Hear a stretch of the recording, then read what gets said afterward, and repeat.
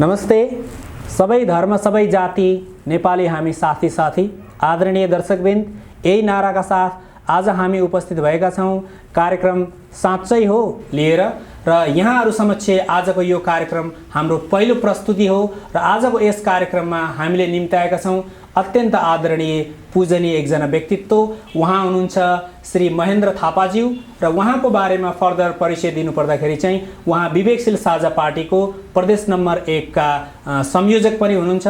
आउनुहोस् हाम्रा आदरणीय अतिथिलाई स्वागत गरौँ। स्वागत छ महेन्द्र सर। हस्, नमस्कार, धन्यवाद। आराम हुन्छ सर? ठीक छ हजुर। म यहाँ जस्तो विवेकशील साझा पार्टीको प्रदेश नम्बर 1 को संयोजक हुनुहुन्छ, यहाँले विवेकशील साझा पार्टीमै लाग्नुको के कारण, केले तपाईलाई मोटिभेट गर्यो यो पार्टीमा लाग्नको लागि? मैले यो विगत 20-25 वर्षदेखि कन्टिन्यू रूपमा चाहिँ नेपालमा भएका काङ्ग्रेस, कम्युनिस्ट, एमाले लगायतका थुप्रै पार्टीहरूलाई चाहिँ क्लोजबाटै हेरिरहेको छु र हामीलाई के आशा लाग्थ्यो भने कुनै टाइममा गएर अबको 10 वर्षमा, अबको 15 वर्षमा, अबको 20 वर्षमा, अबको 25 वर्षमा देशलाई रूपान्तरण गर्ला यिनीहरूले भन्ने लाग्थ्यो। तर जति पछाडि धकेलिँदै गयो, समय धकेलिँदै गयो, झन् मुलुक बन्नुको सट्टा अझ मुलुक हरेक हिसाब किताबबाट चाहिँ मुलुक तल तल गइरहेको अवस्था लाग्यो र यिनीहरूले पार्टीहरू अझै पनि पुरातन तरिकाबाट पार्टीहरू चलाउने, पुरातन तरिकाकै सोचहरू भइरहेको र यिनीहरूले आफ्नो नेतालाई र आफ्नो पार्टीको हितभन्दा बाहेक देशको हित नगरेको कारणले गर्दा र यो नयाँ पार्टी, युवाहरूको पार्टी, अलिकति कल्याणकारी लोकतन्त्रको नारा बोकेको पार्टी, फ्युचरिस्टिक पार्टी भएको कारणले गर्दाखेरि मैले चाहिँ विवेकशील साझा पार्टीलाई नै रोज्न पुगेँ। हजुर, जस्तो यहाँले अहिले एउटा शब्दावली प्रयोग गर्नुभयो, लोक कल्याणकारी पद्धतिलाई अपनाएको छ यो पार्टीले भनेर, होइन? त्यो भनेको चाहिँ के हो एक्ज्याक्टली हाम्रो दर्शकहरूले बुझ्ने भाषामा भनिदिनुहोस् न। लोक कल्याणकारी राज्य भनेको कस्तो भन्दाखेरि जस्तो नर्डिक कन्ट्री, स्क्यान्डिनेभियन कन्ट्रीमा राज्यले बेसिक चिजहरू, जनताका बेसिक चिजहरू चाहिँ राज्यले अपनौत गरेको हुन्छ।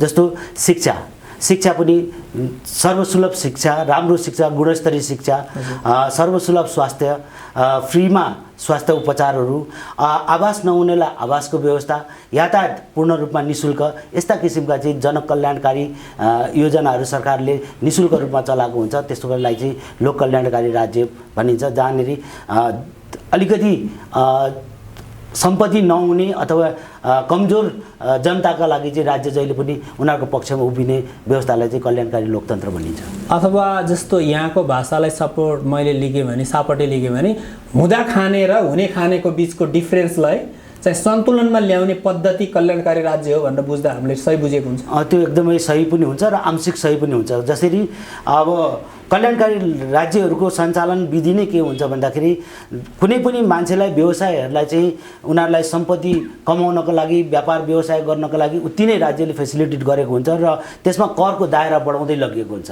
जस्तो एउटा कम्पनीले धेरै कमाउन सकेन भने उसलाई 20-25% को, त्यसपछि 25%, 30%, 35%, 40% गर्दै गर्दै त्यसको करको दायरा बढाउँदै लगिन्छ भने त्यसबाट उठेको कर चाहिँ नि सिधा सिधी गरिब जनतालाई अथवा चाहिँ जो चाहिँ गरिबीको रेखामुनि अथवा चाहिँ जो सक्षम छैनन् तिनीहरूको लागि स्वास्थ्य, शिक्षा, यातायात, आवास जस्तो बेसिक चिजहरूमा चाहिँ राज्यले खर्च गर्छ निशुल्क रूपमा। तर महेन्द्र सर, जस्तो तपाईँले होइन सैद्धान्तिक रूपमा त यो कुरा बताउनु भयो, सुन्दा एकदम मिठो लाग्ला, राम्रो लाग्ला, तर how can it be possible कि जस्तो नेपालमा शिक्षा र स्वास्थ्यमा यो चरम व्यापारीकरण भइरहेको देशमा त्यो सर्वसुलभ र त्यो गुणस्तरीय शिक्षाहरू चाहिँ कसरी निशुल्क रूपमा दिन सकिन्छ? त्यसको स्रोत कहाँबाट जुटाइन्छ? त्यसको आधारहरू के हुन सक्छन्? तपाईँले हाम्रा दर्शकहरूलाई बताइदिनुहोस् न। त्यसको आधारहरू अहिले एकैचोटि देशमा 10 वर्षमा अथवा 5 वर्षमा यो सबै चिजहरू हुने भन्ने कुरा त सम्भव हुँदैन। तर हामीले यसलाई कम्तीमा पनि 25% स्कुलहरूलाई चाहिँ, स्कुल अथवा कलेजहरूलाई निशुल्क गर्न सकिन्छ। देशमा अहिले चाहिँ कर छलीको त्यत्तिकै कुराहरू छन्, देशमा विकास निर्माणमा त्यत्तिकै ठगीहरू भइरहेको छ। हामीले देशमा रोजगारी सृजना गर्न सकिन्छ। जस्तो तपाईँले हेर्नुभयो भने दुबईलाई 1992 तिर दुबई भनेको काठमाडौँको कुनै एउटा अंश जति पनि थिएन। आज दुबई चाहिँ संसारको सबैभन्दा समृद्ध मुलुक बनिरहेछ, युएई, होइन? र संसारको सबैभन्दा ह्यापनिङ सिटी पनि बनिरहेछ। त्यो किन बन्यो? त्यसका पछाडि त्यसको डेभलपमेन्टका स्टडीहरूलाई हामीले हेर्न सक्यौँ भनेदेखि संसारभरका बिजनेसहरू उनीहरूले खिचेर लिएर आउन सके। त्यस्तै गरेर सिङ्गापुरले विकास गर्न सक्यो भने हामी त्यस्तो किसिमको विकासका मोडलहरू नेपालमा पनि गर्न सकिन्छ र विकासका मोडलहरूबाट हामीले रोजगारीहरू सिर्जना गर्न सकिन्छ। रोजगारी पछाडि हाम्रो देशलाई समृद्धिको आधारतिर लिएर जाँदाखेरि त्यसबाट उठेको करहरूबाट हामीले बिस्तारै बिस्तारै राज्यका शिक्षा स्वास्थ्यमा लगाउन सक्छौँ। तर महेन्द्रजी, जस्तो तपाईँले यी सब कुरा भनिरहँदा यो त नेपाललाई सिङ्गापुर बनाउँछु भनेर त पुरातनवादी पार्टीहरूले पनि भनेकै हो नि त। उहाँहरूको मतलब यो पार्टीको घोषणापत्रमा, निर्वाचन घोषणापत्रमा यी सब कुरा थिए। पोलिटिकल पार्टिजको एजेन्डामा जनताले विश्वास गर्न छोडे कि अब त्यो मोरल्ली एउटा विश्वसनीय मतलब एउटा कलेक्टिभ र इन्डिभिजुअल लिडरसिप चाहिँ विवेकशील साझामा छ भन्ने आधार तपाईँले कसरी जनतालाई बताउन सक्नुहुन्छ यो कुरा?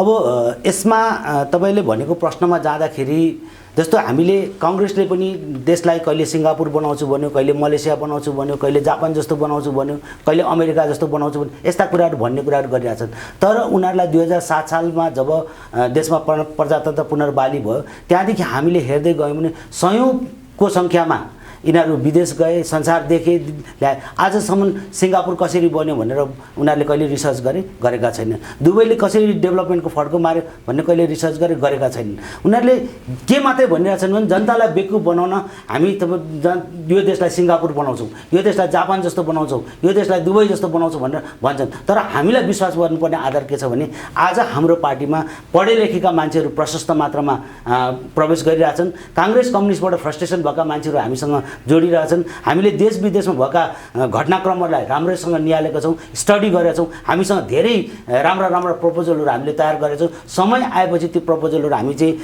घोषणापत्रको रूपमा हामी जनता समक्ष लान्छौँ।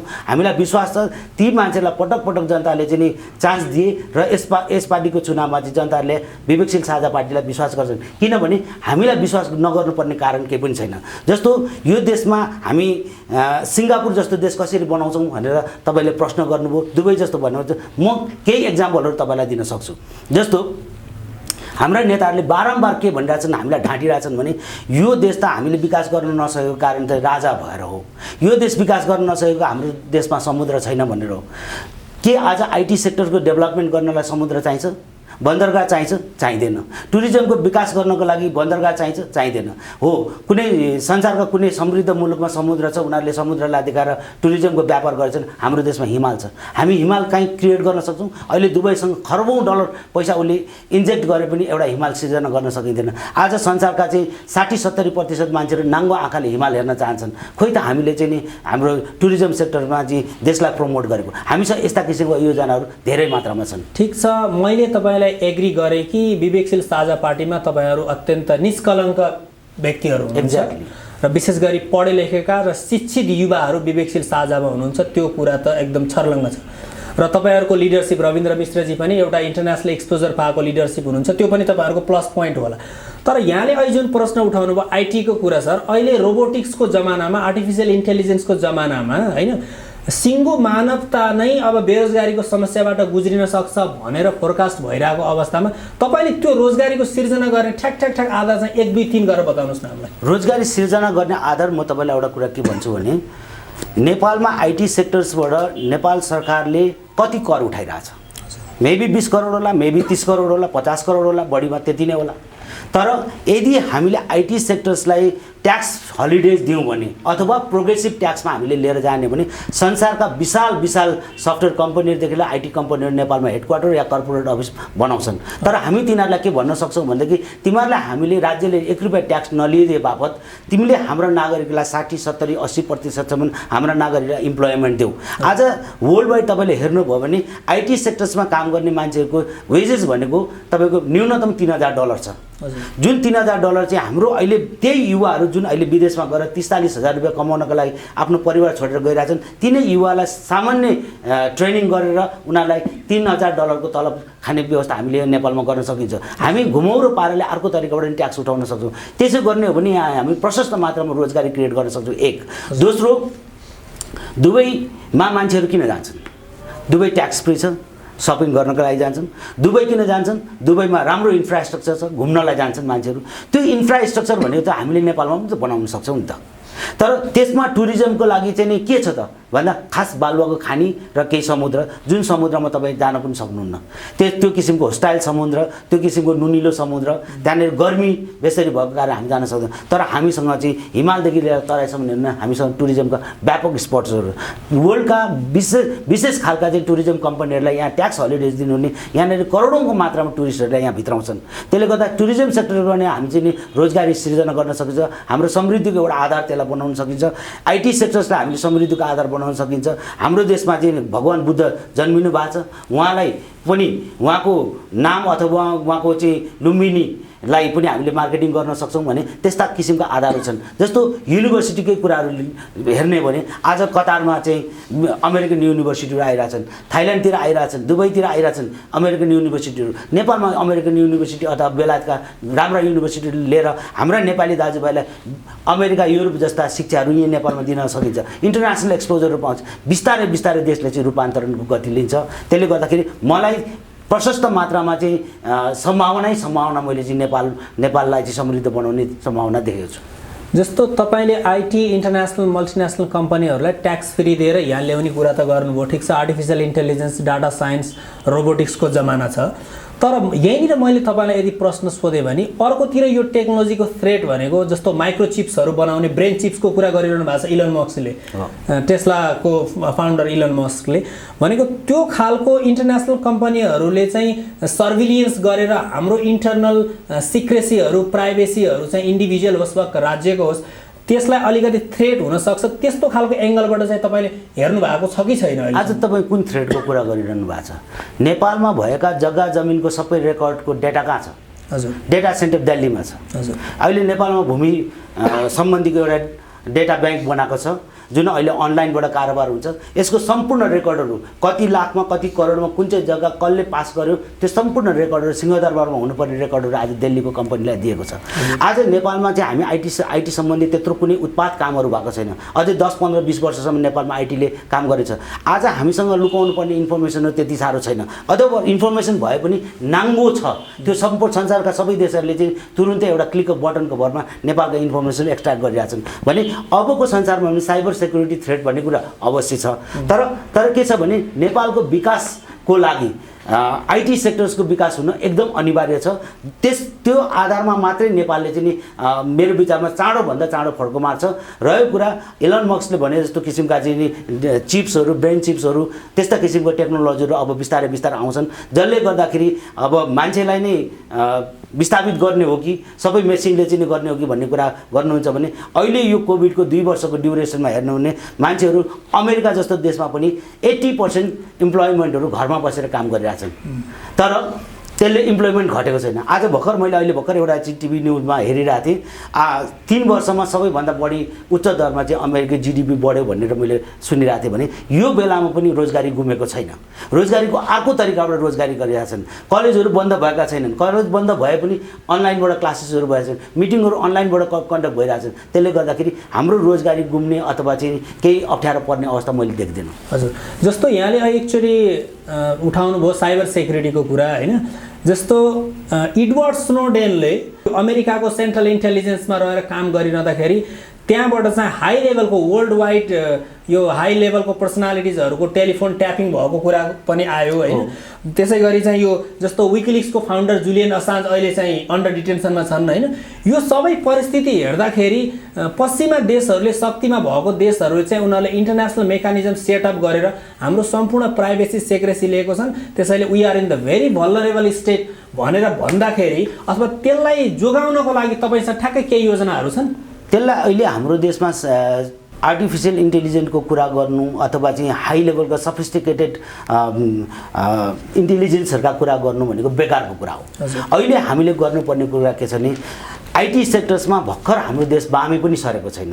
पहिला यो देशलाई चाहिँ आइटी सेक्टर्समा बिस्तारै बिस्तारै लिएर जाँदै अनि हामीसँग भएका डेटाहरूलाई सुरक्षित गर्ने कुराहरू त्यो सेकेन्ड चरणका कुराहरू। आज अमेरिकामा आजभन्दा 40-50 वर्ष अगाडिदेखिको भएका डेटाहरूलाई त उनीहरूले सुरक्षित गर्न सकेको छैन भने हाम्रो जस्तो देशले हाम्रा डेटाहरू अहिले नै सुरक्षित गर्न सक्छौँ भनेर हामीले कुरा गर्नु भने बेकार। यो भनेको कस्तो भने देशलाई विकासै गर्न सकेका छैनौँ, नेपाली जनतालाई राम्रो किसिमको शिक्षै दिन सकेका छैनौँ, तर हामी के कुरा गर्न थालिसक्यौँ भइसक्यो भन्दाखेरि हाम्रो देशको इन्फर्मेसनलाई कसरी सुरक्षित गर्ने, हामीसँग के नै त्यत्रो इन्फर्मेसनहरू छ जुन कुरा हामीले चाहिँ संसारमा लुकाउनु पर्ने, त्यो हराउँदाखेरि यहाँनिर देशै कायापलट हुने किसिमका सूचनाहरू हामीसँग छैनन्। त्यसले गर्दा त्यसमा हामीले त्यति धेरै ध्यान दिनुपर्ने पर्ला जस्तो मलाई लाग्दैन।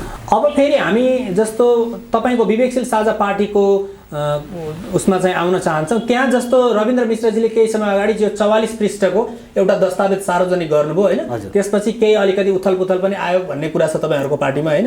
जस्तो त्यो दस्तावेजले नेपालमा सङ्घीयताको जरुरत छैन, यसलाई खारेज गर्नुपर्छसम्म भन्ने कुराहरू बाहिर आइरहेको छ मिडियामा। यस्तो परिस्थिति चाहिँ किन पर्यो? सङ्घीयता अहिले नेपालमा अब धान्न सक्दैन भन्ने कन्क्लुजनमा तपाईँहरू कसरी पुग्नु?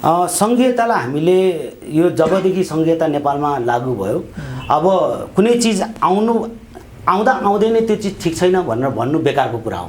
त्यसलाई टेस्ट गर्नुपर्छ र हामीले चाहिँ लामो समयसम्म त्यसलाई स्टडी गरेर हेर्दाखेरि त्यसले नेपाललाई विकास गर्ने होइन विनाशतिर लान्छ भन्ने कुरा हामीले अब लगभग कन्क्लुजनमा पुगेको अवस्था हो। हाम्रो अध्यक्षज्यूले चाहिँ त्यो दस्तावेज लेख्ने बेलामा हामी केही साथीहरू बसेर छलफल गऱ्यौँ।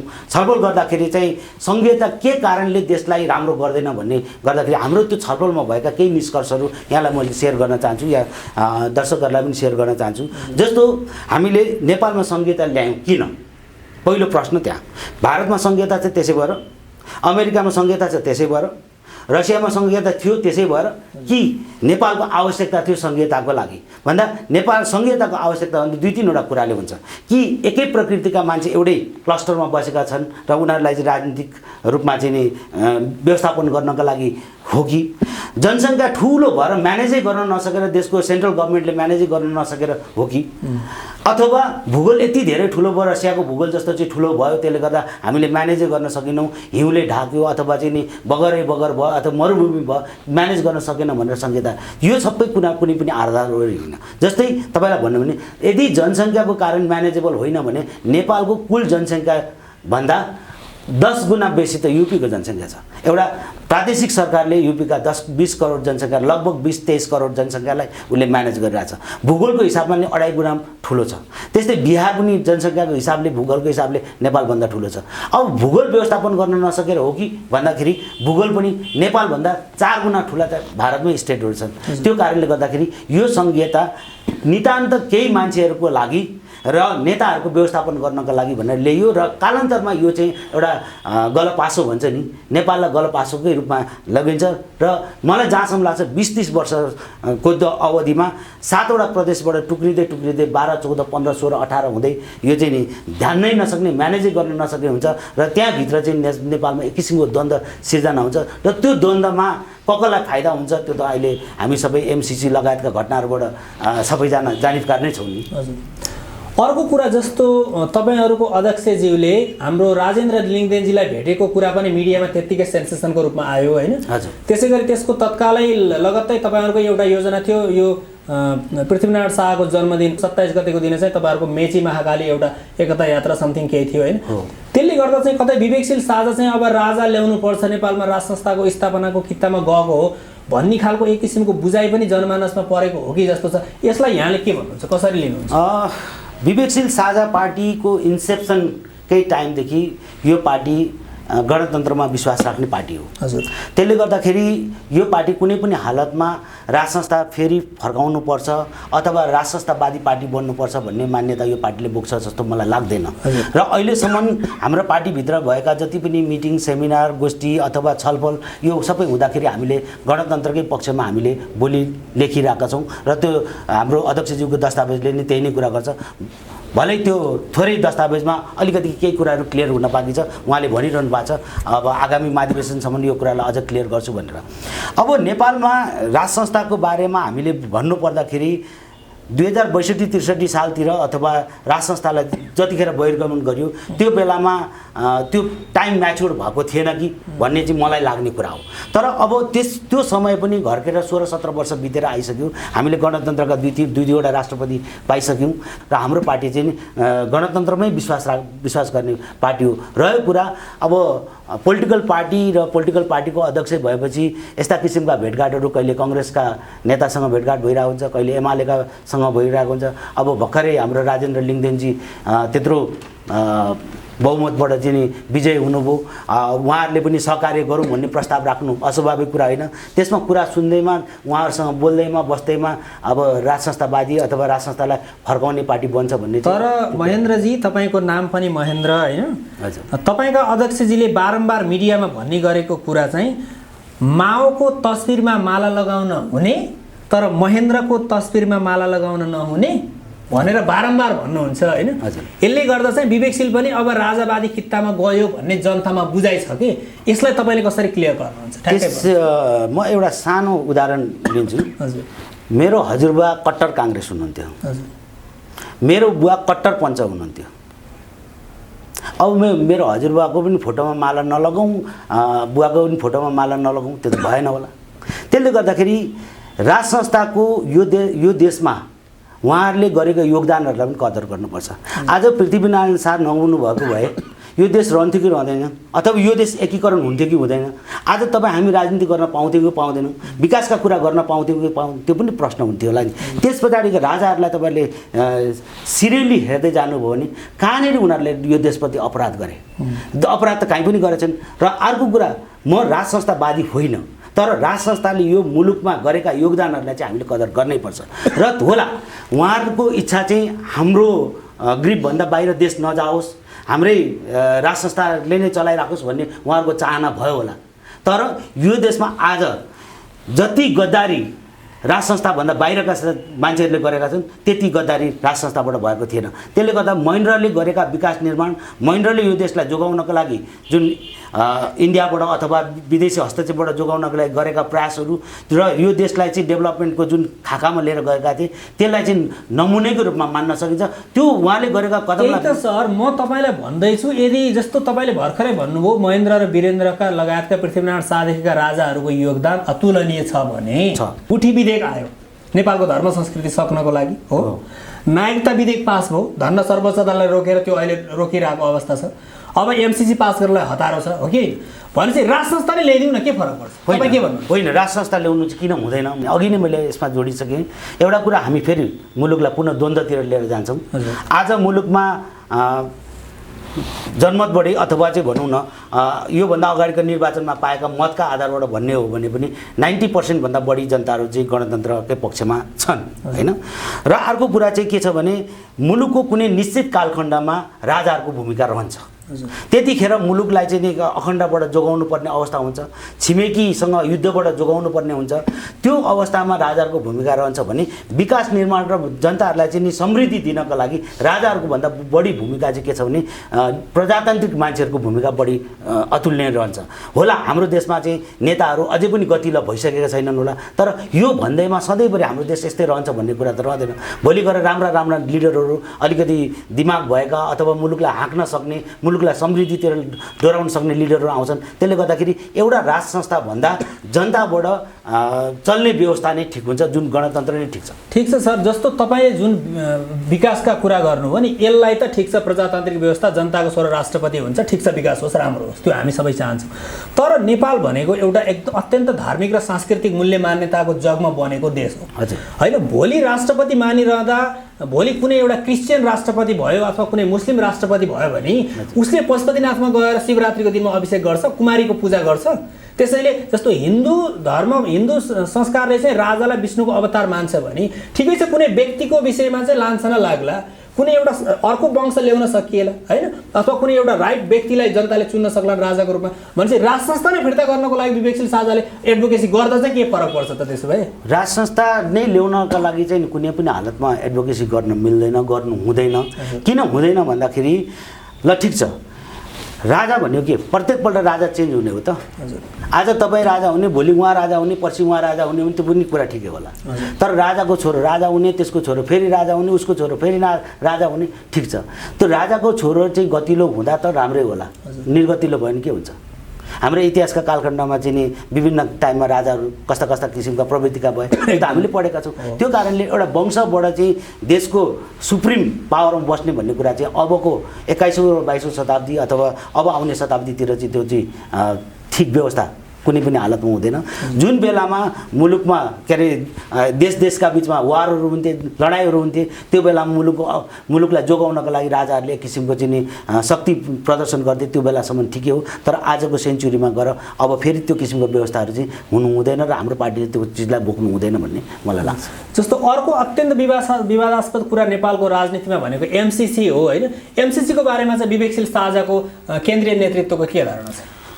एमसिसी यतिको विवादित विषय भई यसलाई जबरजस्ती गरेर लाद्नु हुँदैन भन्ने हाम्रो मान्यता हो। यदि यसलाई ल्याउनै पर्छ, नभइकन हुँदैन, 50वटा अर्ब नै संसार परिवर्तन गर्न पुग्ने पैसा नै हो भन्ने लाग्छ भने त्यसका लागि एक्सपर्ट्सहरूलाई पहिला राख्नु पर्यो, जनताको बिचमा त्यसलाई लिएर जानु पर्यो। जनताले त्यो चाहन्छन् कि चाहँदैनन्, त्यसलाई अनुमोदन गर्छन् कि गर्दैनन्। लोकतन्त्रमा त जनता पनि त कुरा हुन्छ होला नि। चुनाव जित्ने बेलामा जनता चाहिने र चुनाव जितेर आइसकेपछि मलाई जे लाग्छ त्यही गर्नु पाउनुपर्छ भन्ने जुन किसिमले चाहिँ कङ्ग्रेसलाई केही एमालेका मान्छेहरूले जुन किसिमको लबिङ गरिरहेको छ त्यो त गलत हो। त्यसले गर्दाखेरि हामी के भन्छौँ भने त्यो एमसिसीमा भएका कुन बुदाले चाहिँ देशलाई अहित गर्छ त्यो बुदाहरूलाई केलाएर हेरौँ। हाम्रा देशमा 101 वकिलहरू छन्, अन्तर्राष्ट्रिय जगतमा सम्मान ख्याति प्राप्त वकिलहरू हुन्छ, उहाँहरूलाई राखेर कुरा गरौँ। त्यसमा लेखेका बुदा केलाएर हेरौँ र कति बुदाहरूले चाहिँ हामीलाई गर्न ठिक गर्दैन, ती बुदाहरूलाई हटाएर त्यसलाई पारित गरेर जाने भने केही आपत्तिको विषय भएन। तर देशको अस्मिता, अखण्डता आदि इत्यादिमा कम्प्रोमाइज गर्न चाहिँ हाम्रो पार्टीले चाहिँ मान्दैन। तर सर, तपाईँले यति भनिरहँदाखेरि रसियालाई टुक्राउन सक्ने अमेरिका अहिले उसको 800वटा त वर्ल्ड वाइड बेस क्याम्प छ होइन। सारा संसारको मिडिया, सारा संसारको मिलिटरी उसको हातमा कन्ट्रोलमा छ। युएन उसले जे भन्यो त्यो नाच्छ भने अमेरिकाले बनाएको पोलिसीलाई नेपालको मतलब नेपाली पोलिटिकल लिडर्स र यहाँको टेक्नोक्रेट्सहरूले बुझ्छन् र नेपालको फाइदाको लागि चाहिँ हामीले यसरी गर्नुपर्छ भन्ने कुरा सान्दर्भिक हुन्छ जस्तो लाग्छ यहाँलाई? अब अमेरिकाको आज विश्वभर उसको चाहिँ दबदबालाई हेर्दा अथवा चाहिँ अमेरिकासँग युरोप नै उसको पछाडि लागिरहेछ भनेदेखि अब हाम्रो जस्तो मुलुकले उसको प्रेसरलाई थेक्न सक्छ सक्दैन भन्ने अर्को छलफलको विषय हो। तर के छैन, हाम्रो मुलुकको हितमा के ठिक हुन्छ के बेठिक हुन्छ भन्ने कुरा निर्गोल गर्ने काम चाहिँ हाम्रो हो। त्यसले गर्दा हामी निर्गोल गरौँ र त्यस पछाडि भोलि प्रेसर दबावमा आएर मुलुकले ठेक्न सकेन, त्यो लागू भएर गएछ भने त्यो बेलामा हामी छलफल गरौँला। जस्तो तपाईँलाई हेर्नुहोस्, अफगानिस्तानमा अमेरिका आयो, 20 वर्ष करिब त्यहाँ बस्यो, त्यो मुलुकको हबी के भयो? त्यसले गर्दाखेरि हिजो ब्रिटिसको टाइममा चाहिँ इन्डियामा जसरी इस्ट इन्डिया कम्पनी आयो त्यही किसिमको अर्को यो 21औं शताब्दीको त्यो फर्म हो भन्ने कुरो मेरो बुझाइ हो। एमसिसी भनेको नयाँ किसिमको फर्म हो जुन ब्रिटिसले आजभन्दा 300-400 वर्ष अगाडि प्र्याक्टिस गरिसकेको यो नयाँ तरिकाबाट आउन खोजिरहेको विषय हो। त्यसले गर्दा हाम्रो मुलुकको हितमा नभएका बुदाहरूलाई हटाएर हुन्छ भन्ने गर्ने हुँदैन भने त्यसलाई छोडिदिनुपर्छ। मैले एउटा तपाईँलाई अलिकति हाइपोथेटिकल प्रश्न सोध्न चाहेँ। जस्तो इतिहास कालमा अङ्ग्रेजहरूले ब्रिटिसहरूले हामीलाई जित्न सकेनन्, त्यो घाउ उनीहरूको आत्मामा छ होइन। अनि तपाईँले मिडियामा सुनिरहनु भएको होला, अमेरिकी राजदूत नेपालका लागि वर्तमान अमेरिकी राजदूत रेन्डी ब्यारीले ओपनली मिडियामा भन्नुभएको छ एमसिसी इज एन इन्भेस्टमेन्ट, यो कुनै एसिस्टेन्स होइन, यो इन्भेस्टमेन्ट हो। त्यसै गरी उहाँहरूले प्रष्ट रूपमा भनिरहनु भएको छ एमसिसी भनेको इन्डो पेसिफिक स्ट्राटेजी हो। यो सबैको पेरिफेरीमा रहेर हेर्दाखेरि सर कहीँ कतै अमेरिकाले 30औं वर्षको योजनासहित चाइनालाई चाहिँ ध्वस्त गराउने, तिब्बत टुक्र्याउने, ताइवान टुक्र्याउने, 3 गर्जेस ड्याम्समा हान्ने लगायतका यी व्यापक योजना लिएर आएको छ, जसले गर्दा हाम्रो नेपाल पनि अल्टिमेटली अफगानिस्तानकरणको बाटोमा जाँदैछ भनेर मैले तपाईँलाई हाइपोथेटिकल प्रश्न सोधेँ भने जुन जनतामा त्यो आशंकाको रूपमा छ जनताको आत्मामा, तपाईँ यसलाई कसरी जस्टिफाई गर्नुहुन्छ? मलाई तपाईँले गरिरहेको प्रश्न अथवा तपाईँले जुन हाइपोथेसिस भनेर उठाइरहनु भयो, यो हाइपोथेसिस नभएर यो यसमा सत्यता पनि छ। अमेरिकाको नेपालमा जब भिख माग्नेले अथवा मलाई देऊ भन्ने मान्छेले मलाई चाहिँदैन बाबा भनेर भनेको भनेछन्, ऊ यो तैँले खानै पर्छ, यो लिनै पर्छ भनेर लबिङ किन गरिरहेछ होइन। आज उत्तरी गोलार्धमा जुन चाइनाको चाहिँ अगाडि इकोनोमिक अगाडि बढिरहेछ, यो कारणले गर्दाखेरि यदि यो चाइनाको चाहिँ गतिलाई रोक्न सकेन, थेक्न सकेन भनेदेखि अमेरिकनहरू र युरोपियनहरूलाई निकै हानि पुग्नेवाला छ। त्यसले गर्दा उनीहरूले आफ्नो देश जनता र अमेरिका फर्स्ट भन्ने जुन उनीहरूको पोलिसी छ त्यसलाई बरकरार राख्न उनीहरूले यथाशक्य सम्भव भएसम्म हरेक मेजर्सहरू उनीहरूले गर्छन्। तर उनीहरूले गर्दै गर्दाखेरि हामी उनीहरूको पछि लाग्ने कि नलाग्ने भन्ने कुरा हो। जस्तो यो एमसिसीलाई पास गर्दाखेरि हाम्रा 2टा छिमेकी राष्ट्रहरूलाई चाहिँ अप्ठ्यारो पर्छ भने हामीले कहिले कहिले छोडी पनि दिनुपर्छ, किनभने हामी बस्नुपर्ने त यहाँनिर हो, नेपालमा हो होइन। हामीले राजनीति गर्नुपर्ने नेपालमा, हाम्रा छिमेकी भनेको पर्मानेन्ट छिमेकी भनेको चाइना र इन्डिया हो। त्यसले गर्दा उनीहरूको इन्ट्रेस्टलाई पनि हामीले हेर्नुपर्छ। उनीहरूको इन्ट्रेस्ट भनेको नेपाल लिने इन्ट्रेस्ट उहाँहरूको हो भने हामीले हेर्नु हुँदैन, तर उनीहरूको सेक्युरिटी, ब्रड सेक्युरिटीका कुराहरू होला, उनीहरूको 1.5 अर्ब जनसङ्ख्याको सेक्युरिटीका कुराहरू होला, भोलि उनीहरूका देशै टुक्रिने सम्भावनाहरू होला, त्यो चिजलाई हामीले अलिकति चासोको विषयमा हेरिदिनु पर्ने पनि बाध्यता रहन्छ। यहाँले इन्डिया र चाइनाको सेक्युरिटीको कुरा उठाउनु भयो, त्यसमा हामी संवेदनशील हुनुपर्छ, त्यो आफ्नो ठाउँमा छ होइन। तर जस्तो एमसिसीको एजेन्डा यसरी हिटेड भएर बहस भइरहेको बेलामा फेरि यो अमेरिकी राजदूत रेन्डी बेरी चाहिँ हाम्रो यो रारा क्षेत्रको भ्रमण गर्नु भएको छ, जहाँ जनतालाई त्यसले गर्दा अझै आशंका उत्पन्न भइरहेछ कि यो चाहिँ अल्टिमेटली त्यहाँ गएर चाहिँ एउटा बेस क्याम्प बनाउनु खोजेको छ, किनकि दिस पिपल आर मेकिङ होइन वर्ल्ड वाइड अमेरिकन्सहरूले चाहिँ अहिले अन्डरग्राउन्ड ब्यारेकहरू बनाइरहेछन्, सर्भाइभल बङ्करहरू बनाइरहेछन् होइन। लङ टर्म चाहिँ यो चाइनालाई हिट गर्ने र अल्टिमेटली त इन्डिया पनि ध्वस्त हुने हो त्यो अवस्था भयो भने। तर यो साँडेको जुधाइ बाछाको मिचाइ भने जस्तो खेलमा नेपाल किन पर्ने भन्ने खालको कुराहरू पनि त छ नि त। त्यस कारणले गर्दा एमसिसीलाई बिदाई यो चाहिँ लिनु हुँदैन भनेर विवेकशील साझाले भन्न किन सक्दैन? अब हामीले कतिपय देशका हितमा पनि त्यहाँनिर कुराहरू छन्, जस्तो 50, 52, 60 अर्बको कुरा होला होइन, केही ट्रान्समिसन लाइनका कुराहरू होलान्, केही हाइवेको कुरा होलान्, त्यो भनेको नेपालको विकासको पक्षमा पनि छ।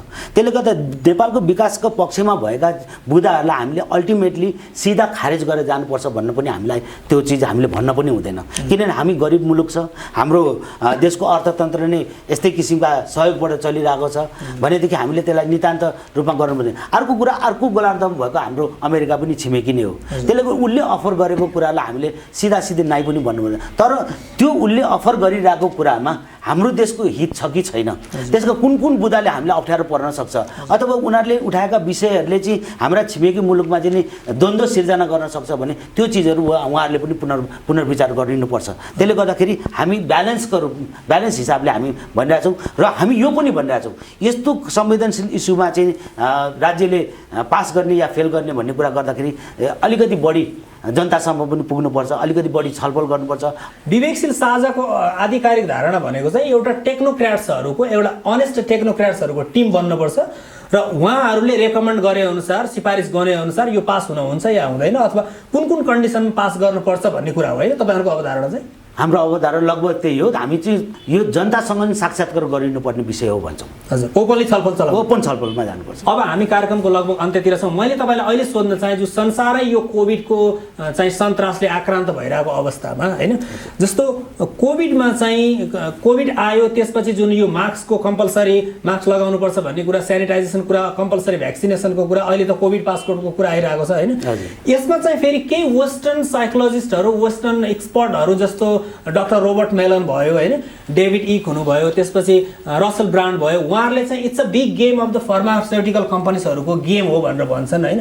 जस्तो तपाईँको व्यक्तिगत र विवेकशील साझा पार्टीको, किनकि तपाईँहरू त एउटा ठुलो यङ लिडर्सहरू लिएर हिँड्नु भएको छ, यसमा तपाईँहरूको के धारणा छ? यसलाई चाहिँ कसरी सल्भ गर्न सकिन्छ? यो एउटा त्यस्तै वेस्टर्न एजेन्डा हो कि यो रियल्ली नै साँच्चै नै यो महामारी हो कि के भन्नुहुन्छ यहाँहरू? यसमा यो कोभिडको विषयमा हाम्रो पार्टीले कुनै प्रकारको पार्टीगत धारणा निर्माण गरेको छैन। अब यसलाई निस्तेज गर्नुपर्छ, निर्मूल गर्नुपर्छ, यसबाट बच्नुपर्छ भन्ने कुरामा त हामीले पटक पटक विभिन्न ठाउँमा अभियानहरू चलायौँ। अब यसले आक्रान्त पारेको बेलामा हडतालहरू बन्द भएको बेलामा हामीले विभिन्न किसिमका चाहिँ अभियानहरू चलायौँ। गरिब जनताकोलाई हामीले खानेकुरा बाँड्नेदेखि लिएर लुगाफाटादेखि सेनिटाइजर बाँड्नेसम्मको हामीले काम गऱ्यौँ। त त्यो भनेको छुट्टै पार्ट हो र यसमा हाम्रो चाहिँ अवधारणा यो कसले गर्यो, किन गर्यो, कसरी गर्यो भन्ने हाम्रो पार्टीले यसमा आधिकारिक कुनै पनि धारणा निर्माण गरेको छैन। र मेरो व्यक्तिगत कुरामा भन्नुहुन्छ भने संसारमा कतिपय फार्मास्युटिकल कम्पनीजहरूले चाहिँ वेल्थ क्रिएट गर्नको लागि यो किसिमका होक्सहरू पनि नगरेका होइन, गरेका छन्। र यसलाई यो सामान्य मात्रामा कोभिडको चाहिँ नि इन्फेक्सन भएकै हो, यत्र 1.5 करोडभन्दा माथि मान्छेहरू मरे होइन। त्यसले गर्दा यो केही पनि होइन भन्न त सकिँदैन। तर यो कति चाहिँ रियल हो, कति चाहिँ त्यसलाई चाहिँ होक्स गरिँदैछ, अथवा त्यसलाई सेनिटाइजर बेच्ने कम्पनीले होस् या मास्क बेच्ने कम्पनीले होस् या भ्याक्सिन बेच्ने कम्पनीले यसलाई कति प्रोपोगेट गर्दैछ भन्ने कुरा। यहाँनिर म तपाईँसँग एकदम सहमत केमा भयो भने भाइरस छ, रोग छ, त्यसमा कुनै शङ्का छैन होइन। तर यसलाई मिडिया प्रोपोगन्डा के जस्तो मिडियामा जुन समाचारको रूपमा BBC, CNN, WHO ले जुन एडभोकेसी गरिरहेछ नि, how come we can trust that? त्यसलाई तपाईँले विश्वास गर्ने आधार के छ? मिडियामा यति मान्छे मरे, यसरी भिडियो देखाइदियो, सेन्सिटाइज गरियो नि त इस्युहरूलाई। भनेपछि तपाईँहरू जस्तो रिस्पोन्सिबल एउटा शिक्षित वर्गको लिडर्सहरू भएको पोलिटिकल पार्टीले जनतालाई अवेर गर्नुपर्ने, हाम्रो पूर्वीय दर्शन यस्तो भाइरस त पछि पनि आउला, महामारीहरू पछि पनि आउन सक्छन् भनेपछि त्यसको कुनै एजेन्डा अवधारणा बनाउनु पर्ने होइन र सर तपाईँहरूको पार्टीले? हामीले बनाउनु पर्ने हो यो विषयमा, तर हामीसँग यो स्वास्थ्य क्षेत्रमा एकदमै काम गरिरहेका साथीहरू अहिले पार्टीमा चाहिँ टाइम दिइरहनु भएको छैन। त्यसले गर्दा यो विषयमा हामी चाहिँ कम्प्लिटली जानिफकार नभएको अवस्थामा नजानेको विषयमा हामीले एउटा अवधारणा बनाउनु त्यो अर्को गलत हुन्छ। त्यसले गर्दा हामी अहिलेसम्म जे बोल्दैछौँ हामीले त्यसलाई राम्रोसँगले एनालाइसिस गरेको विषयहरूमा हामी बोलिरहेका छौँ। र कोभिडको विषयमा हामीले बोल्न चाहिँ अलिकति हतारो हुन्छ कि जस्तो लाग्छ राजुजी मलाई। धेरै धेरै धन्यवाद आदरणीय दर्शकवृन्द। हाम्रा आदरणीय अतिथि आज हुनुहुन्थ्यो महेन्द्र थापाज्यू। उहाँले विवेकशील साझा पार्टीको आधिकारिक धारणा हाम्रो समक्ष राख्नुभयो र हामी शुभकामना पनि दिन चाहन्छौँ विवेकशील साझाका सम्पूर्ण नेतृत्ववर्गमा र उच्च नेतृत्वमा। उहाँहरूले जुन अलिकति डेमोक्रेटिक स्टाइलले लोकतान्त्रिक राज्य व्यवस्थालाई चाहिँ अलिकति जनतालाई साँच्चै नै डेलिभरी दिने किसिमको पोलिटिक्स गर्नुपर्छ, अब अनेस्ट जनताहरू चाहिँ एकदम इमान्दारपूर्वक राजनीतिमा आउनुपर्छ भनेर हिँडिरहनु भएको छ। हामी अत्यन्त शुभकामना दिन चाहन्छौँ र व्यक्तिगत रूपमा म पनि सरलाई शुभकामना दिन चाहन्छु। आगामी दिनहरूमा तपाईँको पार्टीले आगामी चुनावमा पनि अत्यन्त ठुलो मतका साथ राज्य सत्ता प्राप्त गर्न सकोस्, तपाईँहरूको लिडरसिपमा चाहिँ यो देशले एउटा निकास पाओस् भन्न चाहन्छु। र हाम्रा आदरणीय दर्शकवृन्दलाई पनि आजको यस कार्यक्रम हाम्रो पहिलो एपिसोड हो, साँच्चै हो भन्ने प्रोग्रामको, र आगामी दिनमा पनि हामीले यसै गरी आदरणीय अतिथिहरूलाई बोलाएर समसामयिक विषयहरूमा छलफल गर्नेछौँ। तबसम्मको लागि म प्रस्तुता राजु बस्याल र आजका हाम्रा आदरणीय अतिथि महेन्द्र थापा लगायत हाम्रा टेक्निकलका साथी दिपेन्द्रजीलाई बिदा दिनुहोस्। हस्त नमस्कार। नमस्कार सबै।